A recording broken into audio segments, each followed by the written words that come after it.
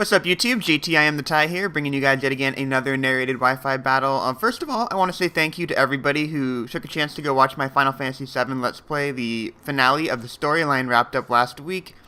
And basically I just want to frame all the comments you guys left on the last video on the wall because it was so cool. I don't even want to leave a whole bunch of comments because then people don't get to read it. A whole bunch of fun. Basically, music today is going to be from Final Fantasy IX, by the way. Probably going to start that up sometime in the summertime when I'm done taking the MCAT again or something like that. But today I got a match against the TheMaykarLocomotive, who I think is an amazing player, and after 4 months of hiatus, I don't know if this is a very good idea. So without further ado, jumping right on into the action. I'm leading off with my Flower Girl, like always, and I'm going to go ahead and go for the Sleep Powder, because I figured as a mirror matchup, I have perfect speed IVs, I was willing to risk it because I have natural cure, and I'm going to go for the Hidden Power Ice because I didn't want to set up Toxic Spikes, knowing that he has a Roserade right now. In comes a Tyranitar, and now obviously he's going to activate the Sand, going to break my Focus Sash, but I do see the leftovers on him, which is really important. Obviously at that point I'm not fearing a Scarf Pursuit or a Crunch, so I'm going to stay in, go for the Sleep Powder. I was actually really worried about him potentially having Poison Point on the Roserade, because I know he breeds his pokes, so I had to check the Pokeball counter at the very bottom, and I knew that his Roserade had a natural cure, so I decided to go for the Sleep Powder. I think he was baiting a Leaf Storm. And now I'm going to go into Infernape because I was hoping to scare him out with an Overheat and then go for the U-turn, but he's one turn ahead of me and he switches out into Starmie on the double switch, so obviously that's not a very good matchup for me. I don't want to get by a Surf, so I'm going to go ahead and switch out into my Snorlax, and I was really hoping he was running a Life Orb Starmie because this guy would be completely checked at that point, so he's going to go for the Surf right here, obviously not going to do too much to a Snorlax, and I figure he's probably going to switch. I imagine his team is very defensive and he's going to need his Rapid Spinner, so because I'm a Choice Banded Snorlax, if he tries to switch and I Pursuit, he's dead. If I go for the Crunch and he stays in, he's dead no matter what. But I go for the Pursuit and he stays in, and that is not a good combination because obviously he's able to live that hit, and I was not expecting him to stay in. Obviously he predicted that Pursuit very, very well, and he's got a great plan right here. He's gonna go ahead, go for the Recover, and obviously there's really not a whole lot I can do. I am doing more than half, so I can win this matchup, but I'm gonna have to lose my Snorlax in the process, which was not part of my plan. So now, obviously, I'm really debating what the heck I can possibly do. I really don't want to lose the Snorlax, so I'm going to go ahead and go out into Jirachi, because I figure he's just going to go for the Recover again, and I can threaten that with multiple things. If I had Trick, I could go for it right here. I don't. This is kind of a bulky Jirachi. It has a little bit of special defense and speed in it. So at this point, obviously, I want to threaten that with a Thunderbolt. That's what I was hoping to do, but he goes out into Skarmory. I actually only have physical attacks on this guy, so the moment I see Skarmory, I'm really, really worried because Infernape's my only really good check to Skarmory, really. So I'm going to go ahead and switch into Infernape immediately, figuring he's not going to want a Brave Bird or Jirachi.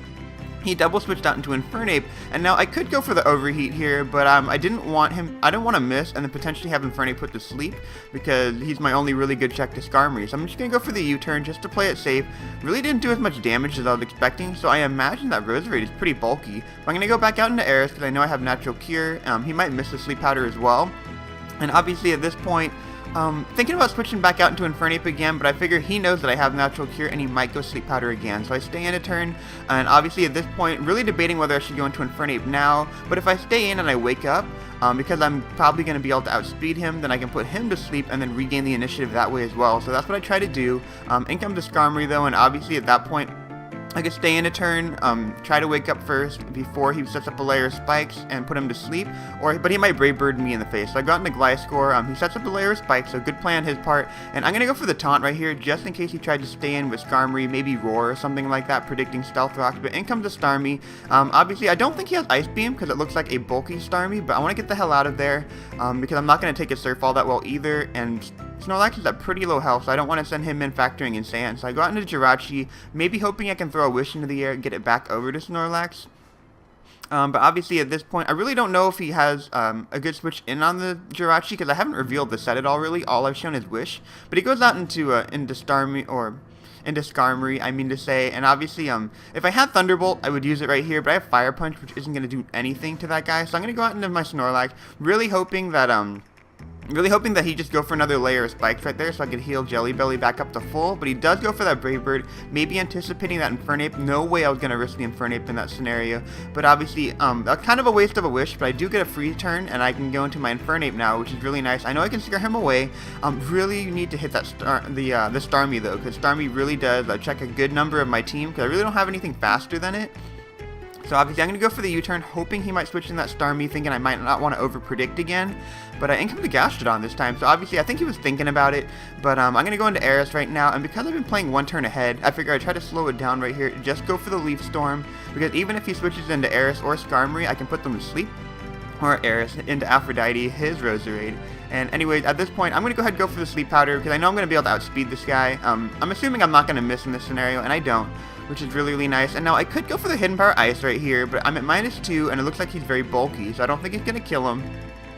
And I figure it'd be better if I just switch out into something, try to regain the initiative that way. Obviously, going for a layer of Toxic Spikes might force the Starmie to come back in and Rapid Spin, which is definitely a good play. But I'm going to go into Rachi right here, because I figure since I haven't shown the move yet, I can go for the Fire Punch right here, and he might not be expecting it. So I think that's what I decided to do right here. I'm going to go ahead and go for the Fire Punch, but obviously at that point, I guess he figures that I'm a physical Rachi, so he goes out into his Gliscor, which is really good. And obviously at this point, the Sand's going to activate, and I'm going to go first, which is really surprising on my part. So obviously he's not running a Brit Score. I know that he's probably a fan of defensive Gliscor, because I know Xerxes is, and he's a pretty big Xerxes fan. So I'm going to go ahead and go out into my Gyarados, because I am expecting Stealth Rock, being a defensive set. So at that point I figure in before rock, and now I'm thinking about a possible plan to take out that Starmie. I'm really hoping to lure it out. So I know the Sand activated showed my lefty, so I'm thinking he might be expecting a bulky Gyara. I figure he'd probably go out into Starmie, because if he goes out into Starmie, he gets taunt baited basically, and then I could get up to +2, and then that really threatens his team, looking at the makeup of his team. But he switched out into Starmie immediately, and I was not expecting that at all.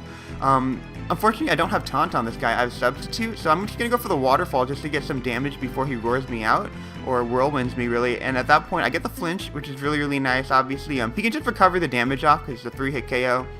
Not too worried about that, but I'm going to go for the Waterfall again, and I'm going to get another flinch. And I think that one's pretty big, because obviously at this point, he's going to have to lose his Starmie. I mean, he gets a free switch into Starmie, which I think is okay in his mind, but he really wants to try to save his Starmie, and I think this is kind of a miscue right here. He's going to go out into Tyranitar, and he's going to sacrifice his T-Tar, that way he can get his Starmie in safely and try to save his Starmie. And obviously at this point he figured T-Tar was the most useless guy on his team, considering that my Infernape probably trolled him.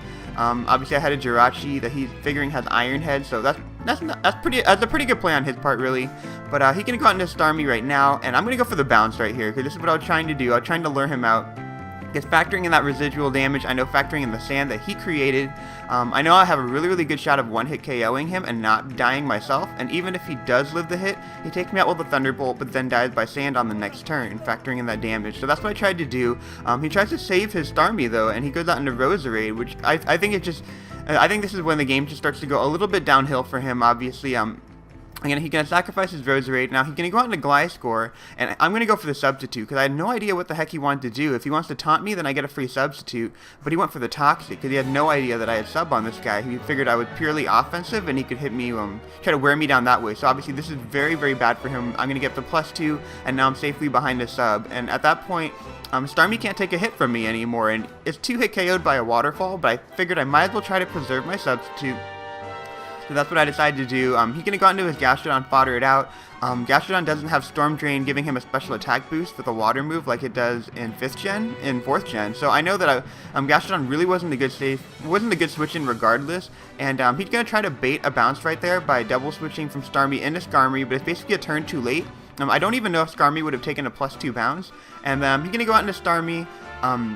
He has to break my Substitute with a Thunderbolt. I didn't feel like bouncing and then kind of missing on that on a Q anyway, so I'm just going to go for 2 Waterfalls in a row at that point, because I know it's going to take him out, and I believe his last is Gliscor, so obviously it's going to end in a Gyarados sweep, because you know, Ocarina of Time boss is for the freaking win, because he's a total boss, and I think Gyarados is amazing. But that's an excellent game, Maykar.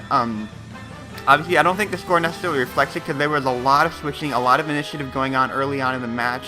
I was actually really, really surprised when he switched into Starmie, because I really thought the best play for him would have been to just switch directly into Starmie, because I think a bulky Starmie is a very good switch on any kind of Gyarados that's not running Life Orb or Choice Band, really. So that said, I just want to say great game to the MaykarLocomotive. Definitely go check him out. I'll leave a link to his channel in the description, as well as a previous battle I had with him. I know Mephisto had a video on Pokemosh Pit like a week and a half ago or something, where he said the Gyarados sucked, which I thought was just really, really funny. Maybe I'll leave a link to you guys to go check that out. You can go watch it, because I basically used the same exact set that his opponent used, and I really thought his opponent just kind of misplayed it, because I thought if he would have went for the substitute on the Rotom Wash going for the Volt Switch, he could have got up to +2, and then Mephisto only had one shot to win that game. And so basically with that, I just want to say thanks for watching. Feel free to click the like button like you always do. I'm going to be out of town for the weekend because I have to go pick up a car, because if you guys know, my car's been leaking oil like mad. I think I put it in the Final Fantasy VII description all the time, like little updates about my life. But I'm going to be out of town, but I hope you guys enjoyed that video. It has something to hold you over for a little bit, and I'll talk to you all soon. Bye.